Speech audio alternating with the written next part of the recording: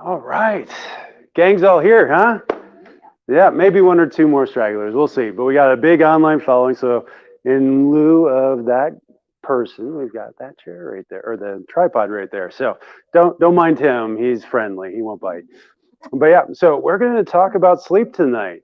Um, yeah, I know. I hear it in the back too. I'm going to turn that off when I go back there because guess what? I'm almost done talking.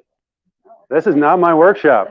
In fact, I did this workshop about 7 years ago, right before I moved from Florida to Lincoln, and it was a big hit down there. We had an office that was almost entirely retirement age. A bunch of people that just couldn't sleep, right? No matter how hard they tried, no matter what they did, and they got a lot of value out of this class. And so we were thinking because Max Living didn't have anything on the schedule for this month, and so we're like, man, what can we do? Cheryl saw this class and she's like, I should do this one. I'm like, you should do that one. This is going to be great. So I'm going to hand it off to Cheryl. But if you haven't had the chance to be blessed by listening to Cheryl speak, she's been a teacher for almost 2 decades. She's been a nurse for almost 4 decades and is just bringing a wealth of experience to this class. So let's give her a round of applause as she comes up tonight.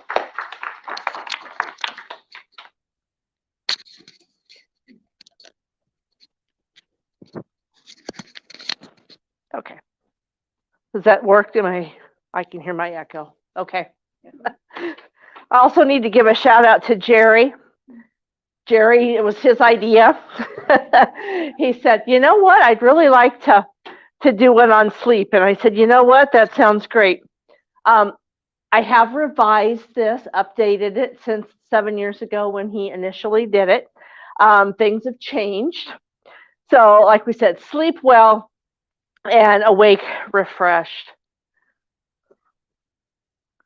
And this did work. If I can hit the right.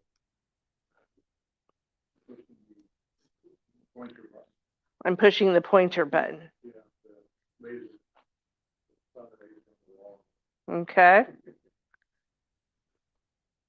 This should be this one. Correct? This one? Yeah, it should be. It worked a while ago.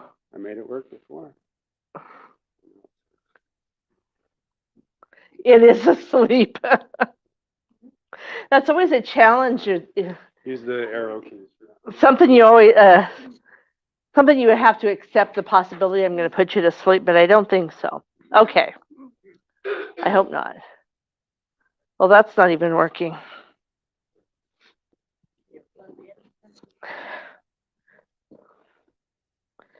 We'll use that arrow key. Okay. So our mission here, as it says, we restore health through the power of chiropractics, and we empower you to live a healthy lifestyle naturally. Okay. So that's really what we do here at Max Living. Just a couple little quotes. Most of you have probably heard of the Robert Wood Johnson Foundation. These are just a couple of quotes I found from them, but it says, and I'm sorry, I can't read, the lights are in my way. One of the primary causes of excessive sleepiness among Americans is self-imposed sleep deprivation.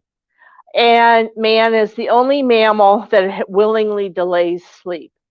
You know, if your dog or your cat gets tired, what do? They go lay down until you kind of rustle them around and wake them up. What do we do if we get sleepy? Caffeine. Caffeine. Or get up and walk around, or, something to help us from falling asleep. Okay. So I thought this was interesting. The American Psychiatric Association. This is it's actually in their diagnoses. And what they say is sleep is a basic human need, and it is critical to both physical and mental health. I want to say, duh. It is a basic human need, right up there with oxygen, right up there with food, water, air, all those things. Again, we tend to want to put that off. Sleep disorders involve problems with quality, timing, and the amount of sleep that we get. Insomnia is the most common sleep-wake disorder. We'll talk about a few others. The sleep recommendations were revised in 2015, so I've got the updated revisions in here. And then nearly 30% of adults get less than 6 hours of sleep a night.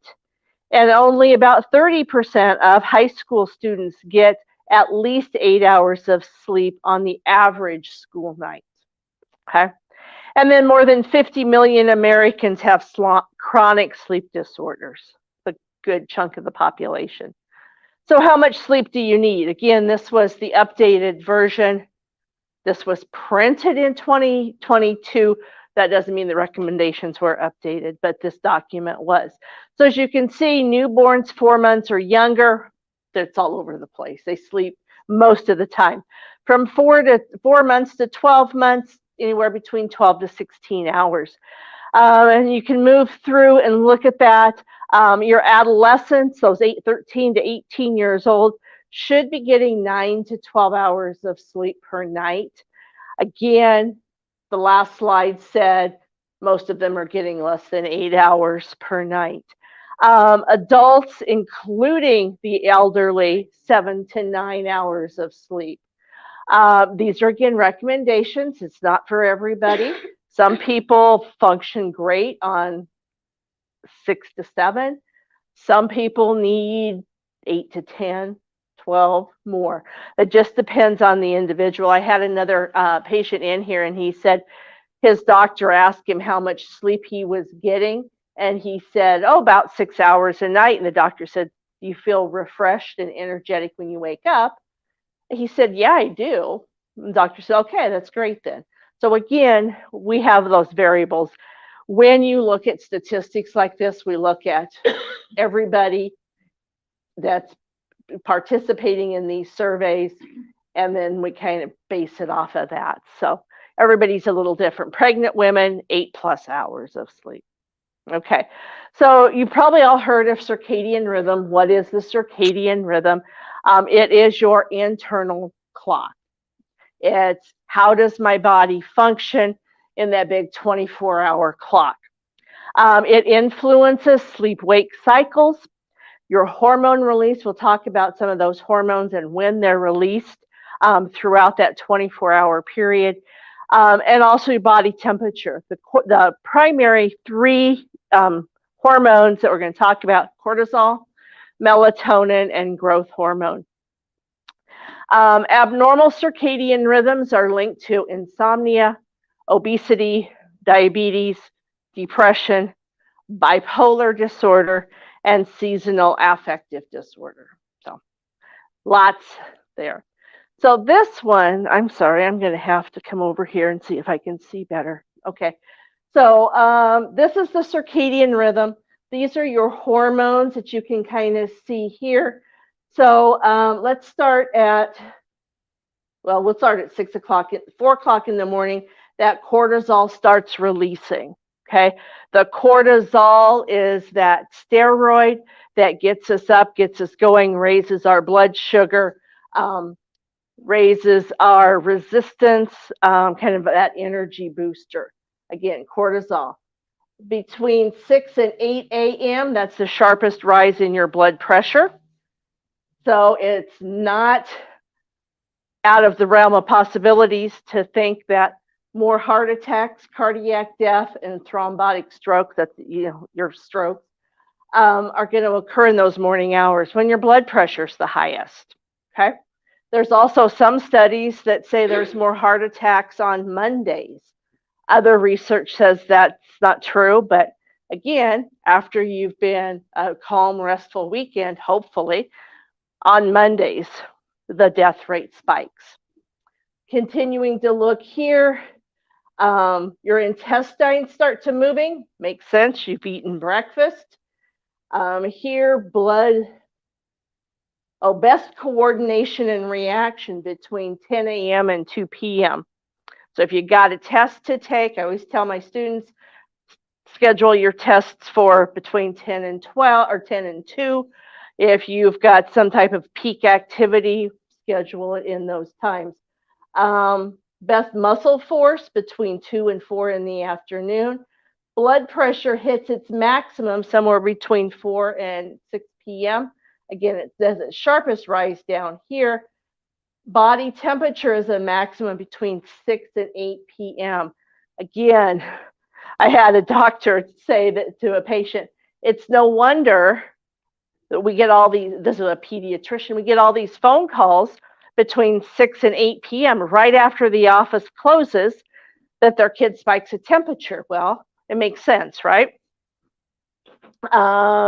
Melatonin is released. Melatonin is that hormone in your body that's going to trigger you to start getting you ready to go to sleep, that calm down. Again, that's between 8 and 10 p.m. By this, between 10 p.m. and 2 a.m., you should be in your deepest sleep. Body temperature is at its minimum between 2 and 4 in the morning. So I just thought that was kind of interesting when you look at that circadian rhythm. Here's the hormones. Again, this here is midnight, between midnight and 6. Your melatonin peaks, starts going up about 10-ish, peaks, and then starts coming down when it's time to wake up. Cortisol, again, starts peaking closer to morning, hits its peak here, and then kind of fluctuates throughout the day. Growth hormone, again, peaks right around midnight. I know my grandmother always said, you need to get your sleep because that's when you grow. You'll be a half an inch taller in the morning. I don't think she knew this, but maybe she did. I don't know. Again, circadian rhythms, okay. This again talks about those hormones a little bit more, a few more of the hormones specifically. Again, your FSH and LH. Women, these are the hormones that help you ovulate. Men, you do have your testosterone over here, 6 a.m. So women, FSH and LH, growth hormones again, and melatonin are going to peak over here in the evening hours. Insulin peaks over here around 6 o'clock-ish. Leptin, we'll talk about ghrelin. These leptin and ghrelin are the hormones that are going to say, yeah, I'm full. I've had enough to eat. I don't need to eat anymore. Thyroid stimulating hormone, thyroid T3, those make sense. Again, if anybody takes a thyroid medication, when do they tell you to take it? First thing in the morning. This is why. Same with if you're ever on cortisol or prednisone, take that first thing in the morning because it's going to work with your natural body circadian rhythm. Okay. Prolactin, again, that is for nursing moms to release more milk. So I just thought those are kind of interesting. So serotonin, we haven't talked about serotonin yet. Serotonin does help stimulate areas of the brain that control the sleep-wake behavior, helps in blood clotting, helps in, if your levels are too high, they can lead to osteoporosis. It can reduce feelings of depression and anxiety. I thought nausea, if you eat too much or eat something that doesn't agree with you, your serotonin levels will actually increase, so you throw up quicker. Okay, just kind of some interesting. It is the amino acid tryptophan is required to make serotonin. So when you look at this Dream, it's a chocolate, it's melatonin, it's also got 5-HTP, that is your tryptophan. So it's required to help your body make the serotonin. Serotonin along with dopamine are the two neurotransmitters that are considered the feel-good type of hormones or neurotransmitters. Neurotransmitter just transmit, like it says, it helps the brain and the nervous system communicate. So the brain releases them, they tell the nerves what to do through a long process of synapses. Okay, so REM. Everybody's heard of REM sleep, and what is REM sleep? REM stands actually for rapid eye movement. There's the 4 stages of sleep. So stage 1, 2, and 3 are non-REM, non-rapid eye movement. Stage 1 is just kind of that transition. I'm kind of relaxing a little bit. Should last 5 to 10 minutes. Stage 2 should last about 20 minutes. Body temperature starts to drop, heart rate starts to drop, brain starts getting ready to fall asleep. Stage 3, then your muscles relax, your blood pressure and your breathing drop down, and your deepest sleep occurs. Then we go into REM sleep. This is when my brain starts getting active. I'm dreaming. The body becomes relaxed and immobilized, and it's named because there's rapid eye movement. Okay. This is through the night. So our stage 1, just a little bit, the first 10 to 15 minutes, ideally. The lighter sleep comes next, then your deep sleep, and then your REM. And as you can, if you notice through here, there's no more stage 1. The stage 2 stay about the same until you get to the end of the evening, until 3 in the morning. They get a little bit longer, broader. The REMs, again, start getting wider, so we get more REM sleep as our sleep process goes on. The REM is actually your healing and your revitalizing. So, everyday effects of poor sleep, poor performance, poor mental state, and poor health. Again, according to the National Center of Sleep Disorders research, 30 to 40% of Americans suffer from 1 or more nights of insomnia during any given year. I would want to say that's probably closer to 100%, but certainly everybody has a little bit of insomnia at some point, but that's what the statistics show. So signs that you need better sleep. Maybe not more sleep, but better sleep. So your blood pressure creeps up. It gets higher throughout the lifespan. Okay, you need more sleep. You're unable to focus or remember, frequent coughs, colds. Again, the immune system plays a huge role, and the body needs that time to regenerate to help with the immune system. We talked about the serotonin and how that helps with the immune system. If you sleep late on weekends or your days off, that's a sign that you need better sleep. You should be getting, we'll talk more about it, but you should be getting up about the same time every day, 7 days a week, and you should be going to bed about the same time every night. Blood sugars are creeping up. That's, again, another sign. Again, what does cortisol do? Cortisol raises your blood sugars. So that's another sign. Cortisol is also responsible for that fight or flight, that sympathetic nervous system. And so the more I'm in a stress state because I'm not getting enough sleep, the higher my cortisol levels are going to get. The higher my blood pressure goes, the more my brain is pumping, the higher my blood sugars get. I'm unable to shed a few pounds, or I'm gaining weight. I consume caffeine all day. That's a sign that you need better sleep. Can't stop hitting the snooze button, just 5 more minutes, 5 more minutes, okay? And then if you're irritable or moody, again, signs that you're not getting enough sleep or not quality of sleep.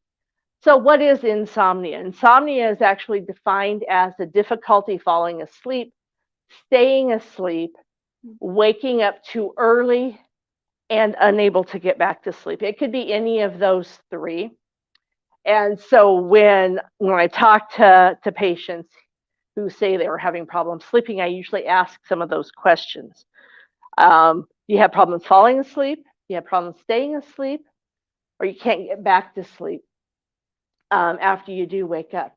Let's see, although the numbers vary, approximately 2/3, again, this number is different than the last one, about 2/3 of adults will have 1 or more episodes of insomnia each year, and about 15% of adults have a serious chronic insomnia.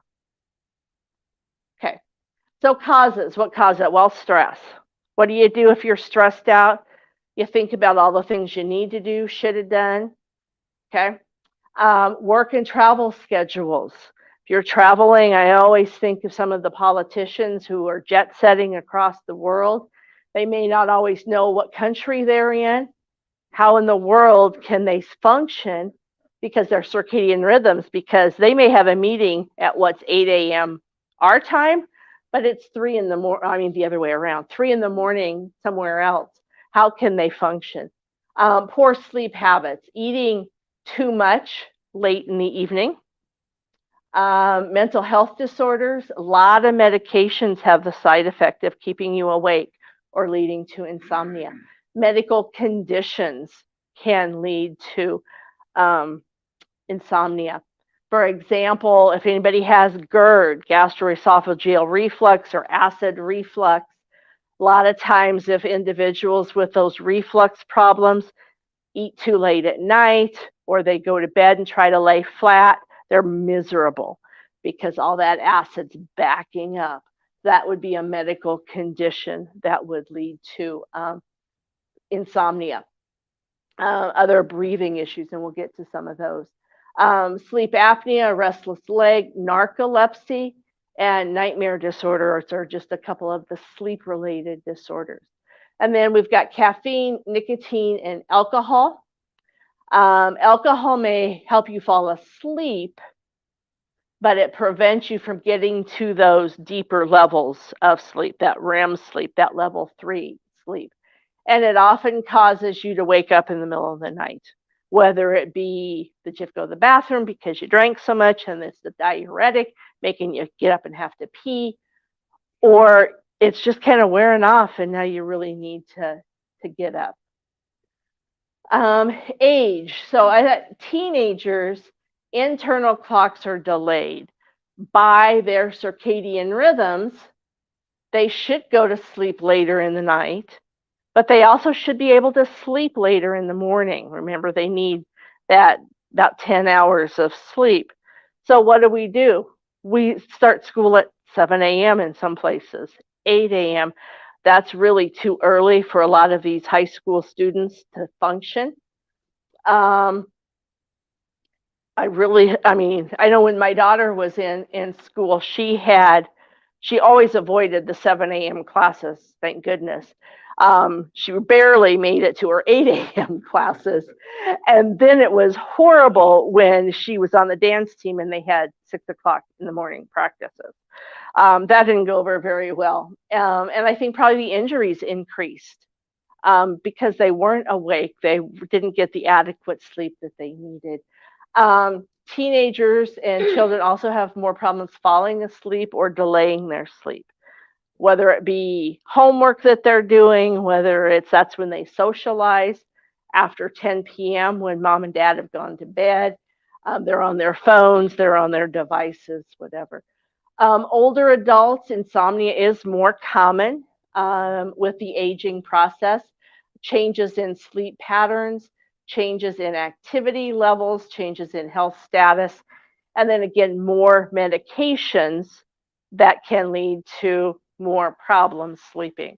Also, the more medications, you have to think about those drug-drug interactions that may occur as well. So complications, we already talked a little bit about this, but poor performance in school or in your job, slower reaction times. So there's your patient or individuals who have sleep deprivation are more prone to motor vehicle accidents, work-related accidents. Mental health disorders. We already talked about some of those mental health disorders that are on the rise and are that insomnia contributes to. And then increased risk or severity of long-term diseases or conditions such as high blood pressure, heart disease. You can see over there, he's also got cancers, doesn't he? Lower immunity, dementia, stress hormones are increased, and elevated blood pressures. All are going to have an effect or be affected by insomnia. These are some long-term effects. I just kind of like the picture. Ignore this IV bag. I have no clue in the world why that's there. And I couldn't find a picture without it. But memory issues, mood changes, weakened immunity, increased risk for diabetes, low sex drive, problems with thinking and concentration, more accidents, high blood pressure, weight gain, increased risk for heart disease, and poor balance. So lots of potential problems. So what are some of the sleep disorders? So sleep-related breathing disorders specifically, we may find an enlarged tongue, overweight or obesity, enlarged tonsils or uvula. Uvula, in specific medical terms, it's a little hangy downy thing that you see if you look in somebody's throat. Small lower jaw or a retruded chin, so it can be some functional issues. Nasal polyps or congestion can also lead to sleep-related breathing. Signs and symptoms, I think we've covered a lot of these: snoring, irritability, excessive daytime sleepiness, nighttime sweating, morning headaches, irritation or irritant to bed partner, diabetes, and there's your acid reflux. Okay, so what is sleep apnea? Everybody's heard of it. This is your normal airway when you're laying flat on your back. Again, your hard palate, your soft palate, the tongue is out of the way. You've got plenty of room for air to come in both your nose and your mouth. Sleep apnea, what happens? The tongue slides back. There's a narrowed airway in here. You can see now air cannot get in as well from the nose or from the mouth as this individual's breathing. Again, all the potential risks. So, like I said, untreated sleep apnea can lead to being continually in that fight or flight mode, that sympathetic nervous system. We talked about increased risk of high blood pressure, heart attack, strokes, obesity, diabetes, et cetera, et cetera, et cetera. Okay. Obstructive sleep apnea is associated also with insulin resistance, glucose intolerance, and type 2 diabetes. And this was even if the patient is not obese. They can still have, we typically think of type 2 diabetes as lifestyle related, people who are overweight, inactive. Those are the people, and over 40 tend to get type 2 diabetes. It can be related to sleep apnea as well. Like I said, what happens? Your cortisol levels go up, you're in that fight or flight. If insulin resistance is down, that means my cells aren't using the insulin like they're supposed to, and that can lead to a higher blood sugar. These numbers, it's a little bit confusing, but so of patients who have diabetes, 72% of them have some type of a sleep disorder. Of people diagnosed with ADHD, 40% of those have obstructive sleep apnea. So that's kind of how those numbers work. Restless leg, we talked a little bit about that as one of those medical conditions. What is restless leg? Well, those legs just got to move. They got to move. They're uncomfortable. You got to wiggle them around. It may feel like you got something crawling up your legs. It may be a shooting sensation. You just got to move it. It's associated with a lot of different conditions. I know that when they do sleep apnea testing, a lot of times they will also test for restless leg at the same time to determine if the patient has both. Bottom line is the brain is getting mixed signals from the nerves. That's why the individual is having restless leg syndrome. Something is giving a false signal or an incorrect signal to those legs. Sleep and weight loss resistance. Again, we talked a little bit about leptin and ghrelin. These are the two neurotransmitters that help regulate appetite. If we have a lack of sleep, we have an imbalance of eating and weight gain because those hormones are not in the right proportions that they should be. We've already talked about growth hormone, growth hormone. So less growth hormone, more cortisol levels also increase risk for obesity. And again, insufficient sleep. If you're tired, you're up in the middle of the night looking for something to eat, what do you go for? Bowl of ice cream, cookies. I know it, my parents, we always had, my mom would always put certain things in the back of the cupboard so that dad wouldn't find them, or in the back of the freezer.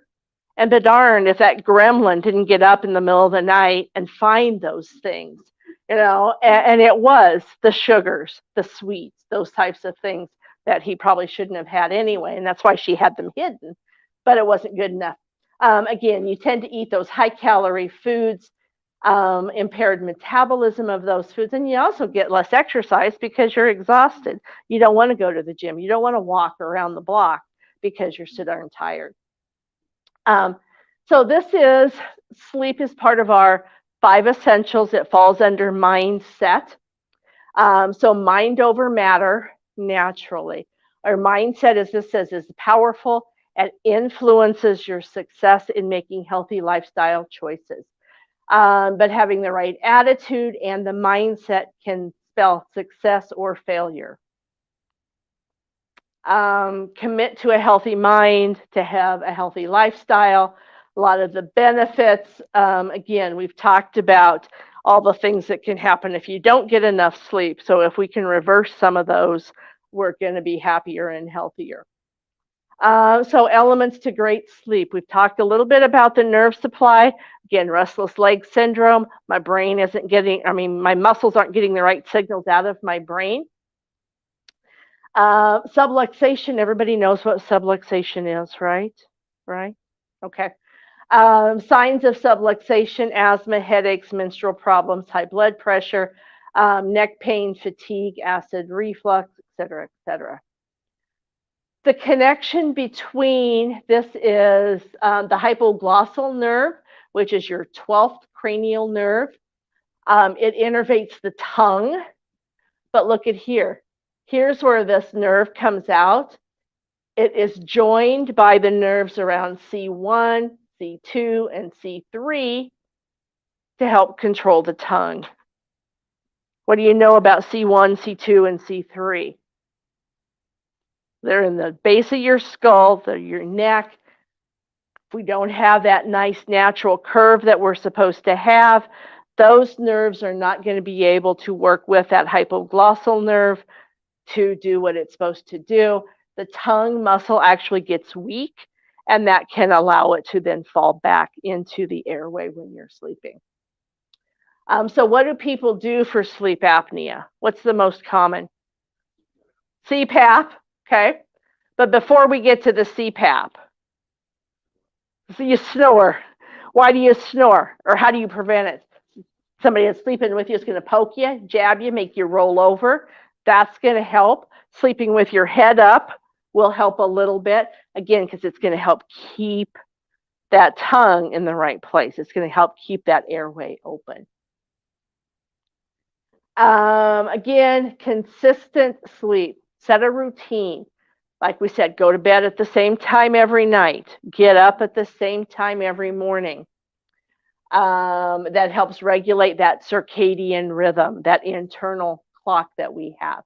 That promotes a better sleep. Establish a routine, whether it be reading a book, taking a warm bath, relaxation. Warm baths, I want to caveat a little bit because you need your body to cool down before you can sleep. So if you're going to take a cool bath, do it a couple hours before. That will help you relax. But if you take it right before you go to bed and then crawl in bed, it's going to take you longer because your body needs to cool down. Okay. Screen time needs to be limited. Make sure you are not on your phones, on your tablets, on your computers. those things are going to affect how your brain functions, how your brain's going to slow down and get ready for sleep. Exercise. I like this. Exercise is probably the best anti anxiety medicine out there. When you exercise, your brain releases those feel good hormones, those chemicals, like I said, serotonin and dopamine, and that's going to help combat stress and anxiety. No evidence supports that you should not exercise at night. However, like I said, your body temperature needs to drop. So don't do your high intensity interval training and then go to bed. It's not going to work. If you're going to do high intensity interval, do that earlier in the morning or early afternoon so that your body has a chance to cool down. But there's no reason you can't go for a walk, do some gentle stretching, do your home care exercises before you go to bed. None of those are too strenuous. Okay. What should I eat or drink? Well, eliminate refined carbs, caffeine, sugar, alcohol, most of the time anyway, but specifically in the evenings. Again, what do you do when you're sitting there watching TV at night? The popcorn, the chips, I just need that dessert after I am done. Try to knock those out. Again, we already talked about alcohol. Alcohol may help you fall asleep, but you're also going to wake up in the middle of the night, and it's not a good restful sleep. Drink less fluids the later it gets in the evening, especially as you get older. You'll need to get up and go to the bathroom more. If you are going to drink, drink small quantities of water, not anything else. Lack of the key nutrients are also associated with sleep problems. So lack of calcium, lack of magnesium. Should be taking those and make sure your levels are high enough. Vitamins A, C, D, E, and K. Those are also important vitamins that we get from our food sources. If we are lacking in those, we may not sleep quite as well. Positions. How should we sleep in bed? Well, look, we've got on your side, his arm is underneath her head, cranking her head up. That can't be cool. She's got to be hot, because and they both are. They're covered up. Then we've got a cat in the bed. Okay. So lots of things wrong with that picture. Chiropractics and sleep. You should all have your sleep rolls. Try to sleep on those. Use those as much as you can. Again, that's going to promote a much better position when you're sleeping. Poor sleep can lead to back pain, or back pain can lead to poor sleep. Again, kind of tying in that chiropractic essential. Your chiropractors can help alleviate discomfort that's causing that restless sleep. They can evaluate sleep patterns and provide some solutions. And they can also ease tension that improves your body efficiency. Again, help keep those neurotransmitters providing the correct information to those muscles, getting those chemicals secreted at the right times. No pets or kids in the bed. 53% of pet owners who have their pets in their bed experience nightly sleep disorders. 80% of adults who sleep with a child in their bed have problems sleeping. Okay. How many people, their dog wants to jump up in bed with them? Oh, it's so nice to cuddle. What's that doing? Number one, the dog's restless. Dog brings in more heat, body heat. Kids are going to be kicking and rolling and restless, and you're not going to get the sleep that you need, and they're not going to get the sleep that they need either. Make your bed. This is it was an interesting one. People who make their bed report 19% better sleep on average. I know when I make my bed, it's always a lot cooler when I crawl in it at night. There might be something to that as well. If it's cooler, it's going to feel a lot better. It's going to chill me and get my body temperature down. A firm mattress. Sleep number beds should be above 60. Again, you can go to one of the Sleep Number stores, try it out. You don't have to buy from them, but just see what's most comfortable for you. Use your bedroom only for sleeping or for sex. Keep the TV out of there, keep the computers out of there. If you're going to read, go read in the other room and then come back and go to sleep. Light and dark. Remember the circadian rhythm that we've talked about, okay? You need direct sunlight exposure during the day to keep your circadian rhythm working. And you need a pitch black room at night to keep you able to sleep. Those of you who may work shifts, often I have been told, and it works, especially as a nurse, if you get off at 7 in the morning, they shut all the lights down about 8 o'clock at night in the hospitals. You get a little bit sleepy. The temperature goes down, right? So the patients can sleep. The nurses have to stay awake. What happens at 7 o'clock in the morning at the end of the shift? You walk outside to this bright sunlight, and now that my melatonin levels were starting to get higher so that I could maybe fall asleep, I hit this bright sunlight, and now I'm awake for 2 or 3 more hours. Shift workers should really, really invest in a great pair of dark sunglasses. Put them on before you leave the building. Go home and go to bed. That's going to help keep those melatonin levels higher. As soon as the sunlight hits my eyes, I'm going to be more awake. So just a little tidbit there. Again, temperature we talked a little bit about. Ideally, your room should be 68 to 72 degrees. If that's too low to have your thermostat set because of costs, have a fan in the room. You don't even have to have it blowing on you, but just have it in the room to circulate the air. That will help reduce the temperature. It also might help with some of the noise, the external noise, if you can hear the fan running, what we tend to call white noise. Eliminate toxins, again, one of our 5 essentials. Chronic exposure to low-level toxicity does increase overall burden. It affects your hormones. We've talked about ghrelin, we've talked about leptin, we've talked about cortisol, we've talked about growth hormone, we've talked about thyroid hormone, we've talked about lots of different hormones that have a function or a role in our sleep-wake cycle. If those are disturbed by all of these toxins, we're not going to get the sleep that we need. Starts at the spine. So great sleep starts with that nerve supply.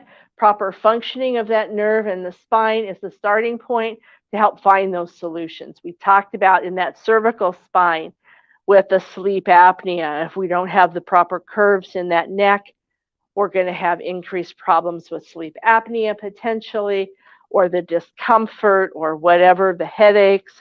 Those things can contribute. So start with the spine.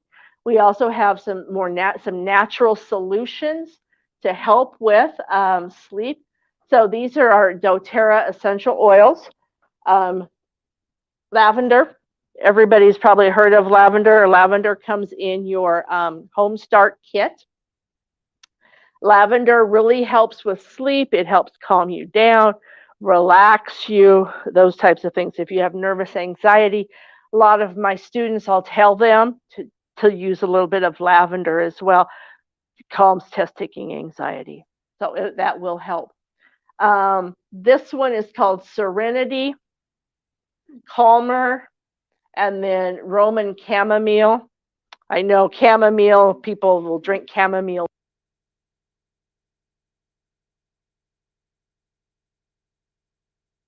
products. Sleep and Mood Formula is actually a supplement that hasn't arrived. It was supposed to arrive today and it hasn't. By end of business day today, it was supposed to be here. Anyway, we do usually carry it. As you can see, it has the 5-HTP. Again, this is the precursor to the serotonin that we need to help regulate our sleep-wake. and the melatonin that increases as it gets dark out to help us sleep. We also have, and we just got this in today on the shipment that did come, but these are chocolates. It's a dark chocolate, but it has melatonin. It also has the 5-HTP in that. Okay. So prescription meds and over-the-counter sleep aids, I don't recommend them. I just put it up there because people are going to ask. So I put it up there. If you need to use something, very, very temporary only. Antidepressants and antihistamines are the two types of medications that are typically used to help put you to sleep. Why?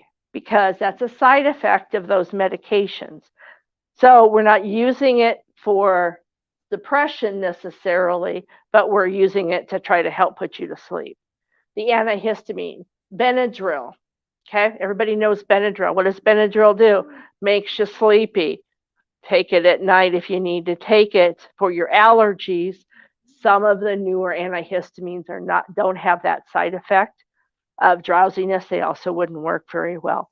But don't take them very long if you have to take any. Side effects of a lot of these medications are drowsiness, increase in falls, headaches, diarrhea, constipation, nausea, prolonged drowsiness.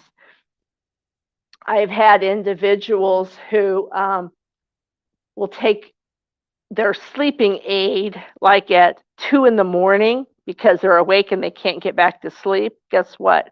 They're still sleeping at 10 or 11 in the morning or very, very drowsy. I always hated it when nurses would give patients their sleeping pill at 2 in the morning because then you can't get them up for fit therapy. You can't get them up to do anything. It should be a standing rule, never ever after about 10 p.m. because it's going to take 8 hours. And if you read those packages, most of them say do not take this product unless you have at least 8 hours that you can sleep because it's going to take that long. Okay. From a personal standpoint, and I've always told my students, my dad was a nurse's worst nightmare, but he is great for stories, okay, for what not to do. So he and my mom went up to Omaha. They stayed with my brother, and it was like a Saturday night. He had just started on some new sleeping pill because he got his doctor to order it for him. I get this friend, they go to church on Sunday morning with my brother, and he can't stay awake. Well, they immediately think it's his blood sugar. He's got a low blood sugar. So what do? They load him up with carbs. It doesn't help, right? He's fallen out of his chair. My sister-in-law has to prop herself up beside him to keep him from falling out of the chair. He was that sleepy. They finally, between the education hour and the church service, they took him home and checked his blood sugar. Well, it was normal, or it wasn't even high because of all the carbs they loaded him up on. So I get up there a couple hours later because I was going up for something. And they said, you really need to talk to your dad. You need to go look at him. So I do, and I start talking to him. He had taken his sleeping pill 10:30, 11 o'clock at night because he had woken up, wanted to take it. It was a new one, and that's all it was. By the time 2 o'clock in the afternoon rolled around, he was finally awake. He was ready to go, but it just, because he was probably, I don't know, 75, 77, somewhere in that range. And it had an adverse effect, and his body wasn't able to clear it like a person with a healthier liver and kidneys could. And so it just lasted that long. So I got rid of those for him. I said, no more. I was the mean daughter. I took those away. But again, everybody thought it was, you just automatically assume it's the sugars, and it wasn't in his case. Hallucinations, agitation, trouble remembering suicidal thoughts, bizarre behaviors. I've heard stories of people getting up in the middle of the night, sleepwalking. They go out and get in their car and they drive, and they may or may not have an accident, but they don't remember it. The car's in a different place, or they wake up and they don't know where they're at. Those bizarre behaviors. Or they've gotten up and they've done something really strange in their house or moved the furniture. Those things can happen. Heart rate is irregular, changes in weight. People can become dependent. So I said, if you're going to take them, very, very sparingly. People get to the point where they can't fall asleep without them, and then it's really, really hard to get off of them. And then you go through withdrawals like you would other medications. Again, they're antidepressants or they're antihistamines typically. And then we got to think about drug-drug interactions. Absolutely avoid over-the-counter or prescription sleep meds if you're elderly, pregnant, breastfeeding, or have any other chronic conditions. That doesn't mean your doctor won't order them, but don't take them. Daylight savings time, we're coming up here, and I guess it'll be a few more months yet. The fall back, that can really mess up your circadian rhythms. Wreaks havoc with both mental and physical well-being in the short term. The spring is most disruptive because you spring forward, and we're supposed to be having, I don't know, spring forward. So we're getting up earlier, so it's darker out. Yeah, so darker in the mornings. So we have decreased serotonin, so that decreased feel good, happy. It's lighter in the evening, so our melatonin levels are slower to build up. In 2022, 61% of people surveyed favored ending daylight savings time. I know I've heard that in the news just about every or twice a year when daylight savings time is getting around to changing. So when we fall back again, the less sun after work, we get less vitamin D. We know how essential vitamin D is for our bone health, for our immune system. It leads to increase in seasonal affective disorder. Again, there's an increase in heart attacks and strokes the first 2 days after time changes. There's also an increase in motor vehicle accidents after the time change, more so in the spring than in the fall. But okay. Good night and sweet dreams. Any questions, comments? Everybody's going to go home and sleep. So I have something for doTERRA. It's not called, I don't think it's called Sleep and Mood Formula. It's called something else. Sleep and Mood is a Max Living product. Oh, this one's doTERRA that I have. Okay. I can't remember what it's called, but it does work. I know it has lavender in it. You Okay. can actually Smell it. Yeah, there were a few others listed. There's also a couple that, let me get the book quick.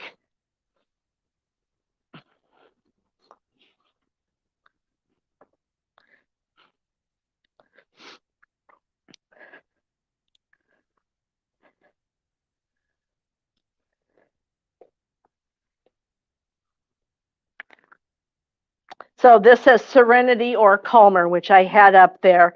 The chamomile, lavender, vetiver, and petitgreen. This is A pill. Okay. It's a capsule. Okay. Yours. Whoops. Whoops. We're back to the beginning here. Okay. For sleep apnea, I thought that they have a few in here for sleep apnea as well. Breathe is one of them. Peppermint, thyme, lemongrass, and rosemary. Those of you, if anybody has a CPAP, it's okay. If these are for inhaled purposes, it's okay to put them in your CPAP water. I have been doing that since, well, was it June when we had Dr. Jake and Dr. Christie come and do that oils workshop, I asked them about it and they said absolutely. You can use Breathe, you can use On Guard, you can use lavender, because with my CPAP, I can't smell because my nose is full of CPAP mask. So I put it in my water and it works beautifully. I've asked, there's another patient of ours that had just gotten a CPAP shortly after she came in here. And she and I talked about it, and she said, absolutely. She either uses Breathe or On Guard, and she can't sleep without it now in her CPAP. So that's just another way to use those. Okay. For the sleep and mood pills Uh-huh. here, how long would you recommend taking those, or is it okay to always take those? I would just take them as needed. Try it once, or I would say do not take it every night. If you can take it 3 or 4 times a week maximum, that's what I would try to do. I know it's a 1 month supply, but I would spread them out. Again, it's more natural. It's like the L5 or 5-HTP, and it's melatonin. So those are things that our body makes anyway. But try some of these other hints and tips to try to increase your natural melatonin. So what if you need to reset your sleep schedule due to, let's say, a job change, or you're doing a vacation in someplace other in the world? Someplace other in the world. Yeah. Adjust it slowly and start in advance. So if you know you're going to, we'll just say Hawaii, because I think that's 5 hours difference. Start going to bed later and getting up later. Start about, a week or 2 in advance to get prepared. And then when you come back, you're going to have to do the same thing to intentionally train your brain and train your body to rethink, to reset that circadian rhythm. Shift work, and I didn't put it up here, but shift workers almost never are able to adjust fully. Especially, I know when I was doing shifts, you'd be days for 2 weeks and nights for a week. Days for 2 weeks and nights for a week. It was horrible, horrible on the body. And why we did that to healthcare workers, I don't know. I tried that when I was able, I would stick to a straight shift. I would, back in the day, when we were working 8-hour shifts, I would work 3 to 11s, because that way I would be in bed by, say, 1, and I could sleep till 8 or 9 in the morning, and then I still had some time to, and that's what I did until I had kids, and then I had to go to days. But I had that ability by then. I'd worked enough tenure as working those off shifts that I could go to days. I was told by doctor to, like a lot of times some people don't have a lot of windows in their house. Uh-huh. And, or they keep their blinds drawn all the time. So they don't get up. My doctor told me to make sure that you see the sunrise and the sunset. Yep. Well, not staring at the sun, but just seeing it like the light on the wall. Yeah. The sun shining through and hitting your wall. Yep. I thought that was interesting, and it's worked itself. Yeah. You gotta, be up with the sun.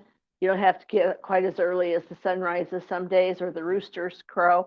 I know that was always the alarm clock on the farm, was the roosters crowing. It's time to get up, but we don't. Well, We have one in our neighborhood. I was say I do too. I was going to say I don't, but I do. I've got a rooster and ducks, and I live in the middle of town. But yeah.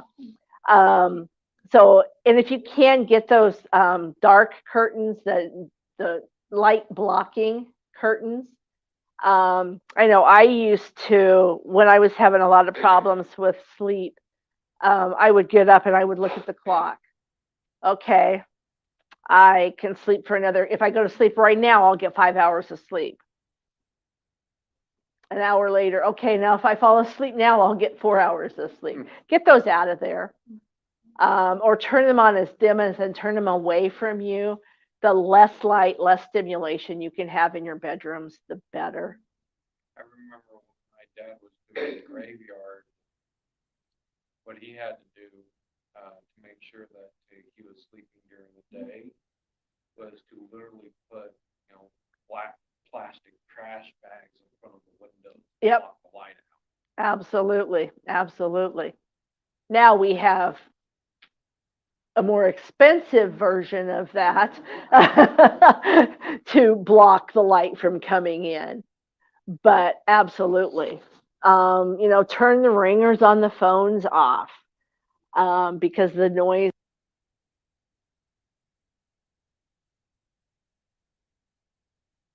sound or some rushing waves or something like that, go ahead and do it. Something that's going to hide the noise, but as long as it doesn't have light to it. Don't forget a DVD player, plays with ocean waves, not bad. If there's a little bit of a light on the DVD player. Yeah, turn it away from you. So you can't see the ocean waves through the lights. Our CD player. Oh, okay. Yeah, if you can, minimize the light, hang something over that so it's not, the light isn't shining. Yeah. Okay. Anything else? Questions? Comments? Okay. Is there any bad side effects to melatonin?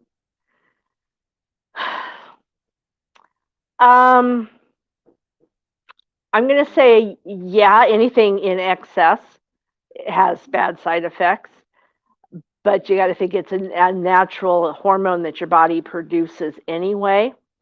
But don't take if you're taking a supplement, don't take too much of it. Stick with the recommended dose, and which I believe is like less than 5 milligrams. 3.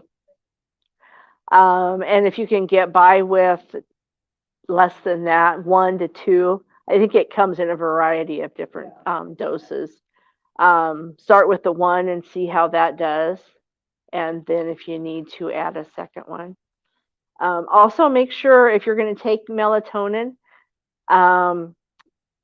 take it at least an hour before you plan to go to bed. I mean, you'll figure it out pretty quickly.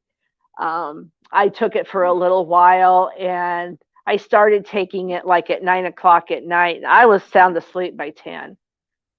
So if I would take it too late or too early, if I would take it like at 8, I couldn't even stay up and watch the news. And you have to kind of play with that. It depends on liver and kidney function, how well you metabolize those medications and excrete them. But I would start with the lowest possible. And don't take it every night. Yeah. My doctor had me take 30 milligrams. Ooh. Goodness. I thought it was a lot. Yeah. He said, harmless hormones, I don't know.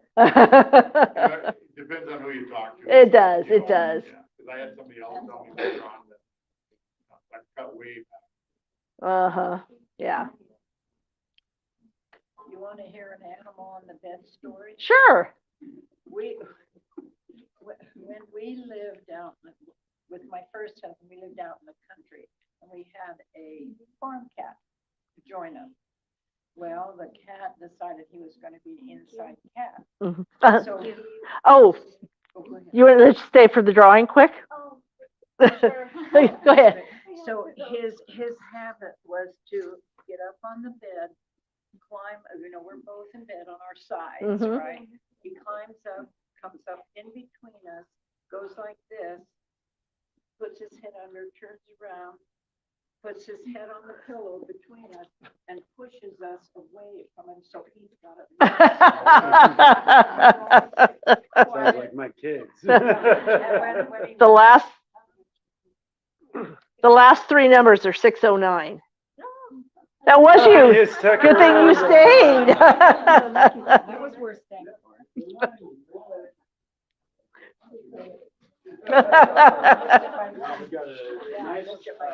Insulated. Thank you. You're welcome. Absolutely. Thank you. Yep. So is that? Yeah. Yeah, just the one. Yeah. Yep. Yep. Very good. Yeah. So Yeah, that was. what's the recommendation if you're having to wear a CPAP? Uh-huh. You need to use melatonin. Is there any complications or? No. Just don't have too much. Yeah, I would say, take the minimum dose of melatonin. Melatonin is going to help you get into the deeper stages of sleep, that non-REM 2, non-REM 3, and REM, because that's, again, slowing everything down, helping you get ready for rest and sleep. So the CPAP is just going to help prevent the sleep apnea itself. So the two are not going to conflict with each other. What I was talking to him about was when he doesn't wear his CPAP. Before he got his CPAP with the sleep apnea, Uh-huh. taking that extra, like if he were to take the melatonin, we were told not to because then it can affect the body waking up. Correct. When he's not getting air. Yes. That's what I was. Okay. Yes. That's what I was talking to him about. He kind of reversed it. Yeah. So don't take the melatonin if you're not going to wear your CPAP, because sleep apnea, you quit breathing, and then your body gets into that fight or flight, and then you are scared awake, essentially, or startled awake. Again, if you've got that melatonin on board, you're less likely to get that startled to start breathing again. Yeah. Yeah, I don't know. I don't use one. Yeah. So I would not skip the CPAP and just use the melatonin. Okay. Okay. Anything else? Get your spines checked. Keep working on the home care exercises. Again, we talked about C1, C2, C3, sleep number beds, making sure that everything's in good alignment. Pardon? We had a sleep number bed, but it's not, something happened when we moved it around because something isn't connected. Oh,